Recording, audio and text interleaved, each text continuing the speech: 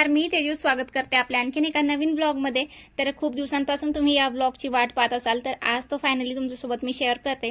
आणि सकाळी सकाळी लवकर आवरून आम्ही लग्न घरी आलो होतो आणि लग्न घरी आल्यानंतर तोपर्यंत नवरदेव करण्यासाठी गेले होते, म्हणजे गावातले जे ग्रामदैवत असतात ना, तर त्यांचं दर्शन वगैरे घेऊन आले। आणि मला थोडंसं लेट झालं होतं, त्यानंतर मग त्यांना थांबवलं आणि मी पुन्हा त्यांच्यासोबत त्यांच्या गाडीमध्ये आले, कारण बाकीच्या ज्या गाड्या होत्या त्या मागून येणार होत्या आणि आम्हाला पुढे जाऊन थोडीशी तयारी करायची होती। त्यामुळे मग मी नवरदेवांसोबत पुढे गेले आणि आम्ही शॉर्टकट म्हणून हा रस्ता निवडला, पण खरं तर आम्हाला इकडून पण लेटच झालं, कारण भरपूर रस्त्यांची कामं सुरू आहे, म्हणून आम्ही थोडासा शॉर्टकट घेतला। पण थोडा कच्चा रस्ता होता, पण म्हटलं लवकर पोहोचू, पण जे व्हायचं तेच झालं। शेवटी आम्ही सगळ्यांच्या अगोदर निघालो आणि आम्हाला हॉलमध्ये यायला सगळ्यात लेट झाला। आणि खरं तर आम्ही अगोदर यायला पाहिजे होते, पण आम्हाला थोडं लेट झालं। त्यानंतर इथे मामांनी छानसं भाऊजींना उचलून वगैरे घेतलं, त्यानंतर त्यांना मंडपामध्ये घेऊन गेले आणि मग त्यानंतर त्यांचा विधीचा लुक करायचा होता। आणि इथे नंतर मला ते कार्यक्रम नंतर होता, आधी सप्तपदीचा लुक होता त्यांचा, त्यामुळे मग त्यांची सप्तपदीसाठी लागणारी तयारी होती ती लगेच मग मी करायला लागले। आणि डेकोरेशनसाठी मला म्हणजे माझी मामाची मुलगी आणि आम्ही दोघी तिघींनीच मिळून हे सगळं केलं। आणि मेकअप वगैरे काहीच केला नाही, कारण घरून आम्ही लवकर निघालो होतो, त्यामुळे मग मला 7 वाजले होते घरून निघायला। आणि मेकअप तर म्हटलं मग हॉलमध्ये गेल्यानंतर आरामात करूया, पण तिथे गेल्यानंतर आमची एवढी घाई झाली ना की म्हटलं चला मेकअप तर बाजूला राहू द्या, आपलं तर काय नेहमीच चालतंय। पण आज त्यांचा स्पेशल आम्ही डेकोरेशनसाठी आधी सगळी प्री प्लॅनिंग करून ठेवली होती, पण वेळेला त्याचा काहीच उपयोग झाला नाही आणि आमची वेळ नसल्यामुळे एवढी धांदल उडाली ना की कसं डेकोरेशन करावं, काय करावं हे तर डोकंच चालत नव्हतं। शेवटी मग एक छोटा फोटो पाहिला आणि त्यानुसारच मग आम्ही डेकोरेशन करायला सुरुवात केली आणि सिंपल असं सोबर डेकोरेशन पण केलं, त्यामुळे त्यांचे व्हिडिओज फोटोज पण खूप छान आले। आणि त्यानंतर मग हे डेकोरेशन झाल्यानंतर मग मी लगेच मेकअपला गेले।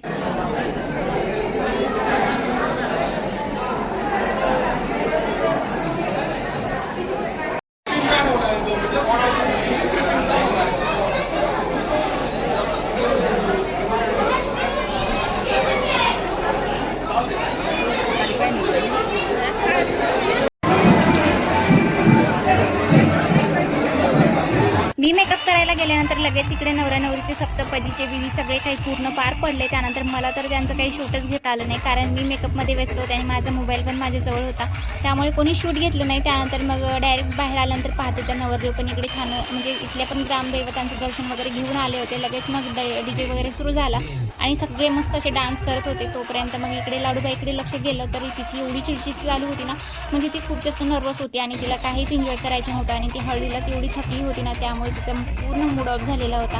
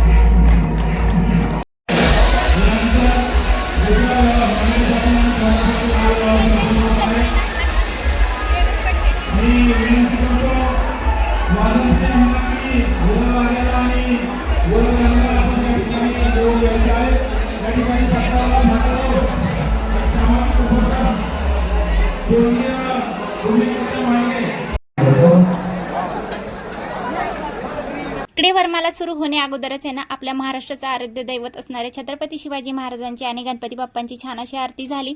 त्यानंतर मग वरमालाचा कार्यक्रम झाला आणि सगळं लग्न वगैरे लागल्यानंतर आहे ना भरपूर लोक आलेले होते, त्यांना सगळ्यांना जेवणाची व्यवस्था तर केलीच होती। काही जण लग्न लागल्यानंतर जेवण वरमायांचा मानपान सुरू होता आणि लग्न वगैरे लागलं। त्यानंतर मग मला व्हिडिओ काढायला वेळ मिळाला आणि मग हा एकच व्हिडिओ मी शूट केला आणि तो तुमच्यासोबत शेअर करते, कारण मला स्वतःचा व्हिडिओ आणि फोटोशूट वगैरे झाला। आम्ही सगळ्यांनी फोटो वगैरे काढले। त्यानंतर मग इकडे नवरा नवरीची जेवणाची वेळ झाली होती आणि मग आम्ही डायरेक्ट घरीच आलो, कारण नवरीच्या वाट लावायला थोडीशी वेळ होती, त्यामुळे मग आम्ही काही एवढे वेळ थांबलो नाही। आम्ही लग्न वगैरे लागलं थोडंसं तिथं थांबलो, सगळ्यांसोबत भेटलो पाहुण्यांबरोबर आणि मग त्यानंतर घरी आलो आणि पुन्हा घरी आलो. लग्न घरी आले. तिथे स्वयंपाकाची तयारी चालू होती. सगळेजण जेवण वगैरे करत होते. सगळ्यांना छान असं जेवण वगैरे करू दिलं. त्यानंतर मग इकडे डीजे पण आलं होतं. सगळं सेटअप रेडी होता आणि वरात तर खूप जास्त मोठी होती. पण खरं तर आहे ना, हळदीला जेवढी मजा आली ना तेवढी काही वरातीला आम्हाला मजा आली नाही. कारण आम्ही पहिल्याच हळदीला एवढे डान्स करून थकलो होतो ना, त्यामुळे कोणाचीच कॅपॅसिटी नव्हती आणि एनर्जी पण नव्हती कोणामध्ये. त्यामुळे सगळा मित्रपरिवार होता भाऊजींचा आणि डीजे खूप मोठा होता. त्यामुळे ते गेटच्या बाहेर सगळं सेटअप वगैरे लावलेला होता आणि मग आम्ही सगळ्याजण आतमध्ये बसलेलो होतो आणि इकडूनच आम्ही पाहून असं सगळं मन भरून एन्जॉय करत होतो. आणि त्यानंतर इकडे माझ्या लाडूबाईचा छान असा ठुमक डान्स चालू होता. कारण लाडूचा आणि सईचा इकडे 2-3 दिवसांपासून नॉनस्टॉप असा डान्स करायचा दणका सुरू आहे ना. त्यांच्या दोघींच्या काही डान्स आणि उड्या मारायचं काही कमी होत नाही आणि दोघी एवढ्या जास्त 2-3 दिवसानंतर थकल्या होत्या ना, कारण त्यांचं 2-3 दिवसाची कसर तर एकदाच निघाली होती आणि दोघी एवढ्या थकल्या होत्या आणि लाडूला तर लो फील होत होतं, एवढं तिला थकवा आलेला होता. त्यानंतर इकडे वरातीला सुरुवात झाली. सगळेजण मस्त असं डान्स करत होते आणि आम्ही पण वरात थोडी एन्जॉय केली. त्यानंतर मग आम्ही पण लवकरच निघालो कारण घरी पण जायचं होतं, घरी कोणीच नव्हतं. त्यामुळे मग आम्ही काही जास्त वेळ थांबलो नाही आणि प्रवेश वगैरे ते तर मला काही पाहायलाच नाही. तुम्हाला व्हिडिओ कसा वाटला ते कमेंटमध्ये नक्की सांगा आणि व्हिडिओ आवडला असेल तर लाईक, शेअर आणि सबस्क्राईब करायला विसरू नका. चला भेटूया उद्या एका छानशा व्हिडिओमध्ये. तोपर्यंत सगळ्यांना बाय.